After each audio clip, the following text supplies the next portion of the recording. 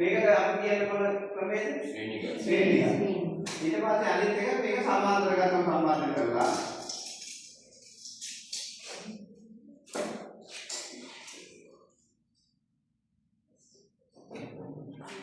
දැන් මේ දෙකේ වයර් දෙකක් එකතු කරලා වර්ගයක් පත්තු කරමුවාම මේ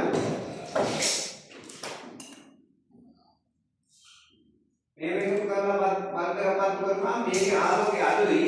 නමුත් දැල්වෙන වෙලාව වැඩි. මේක දෙක තමයි අපිට කියලා දෙන්න ඕනේ. තමයි. සමාන්තරගතව සම්බන්ධ කරපුවාම බෙදනවා මේකේ 1.5 වෝල්ට් 3. මේ දෙකේ කොටස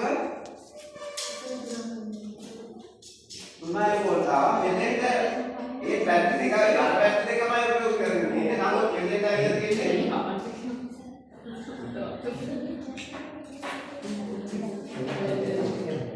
මෙතෙන්ට එන්නේ 1.5.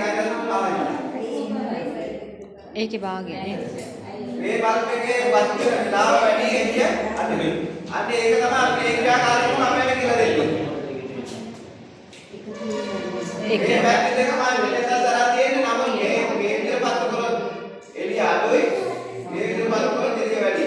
සමාන්තරගතවයි ඒකටම සම්බන්ධ කරන්න තමයි අපිට කියලා දෙන්නේ. එතන. මේක සඳහා අපිට රෝඩ් බල්බ් එක විතරයි පාවිච්චි ගන්න ඕන වෙන්නේ. මේ එළිය දැනගන්න පුළුවන් රෝඩ් බල්බ් එකේ විතරයි. 9 වෝල්ට් බල්බ් එක දැන් මෙතන පාවිච්චි කරන්න බෑ.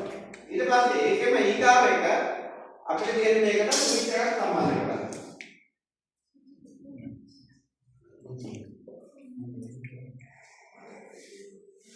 ඔතන ස්විච් තියෙනවා. ස්විච් වර්ග කීපයක් තියෙනවා. මේ කීපයක් තියෙනවා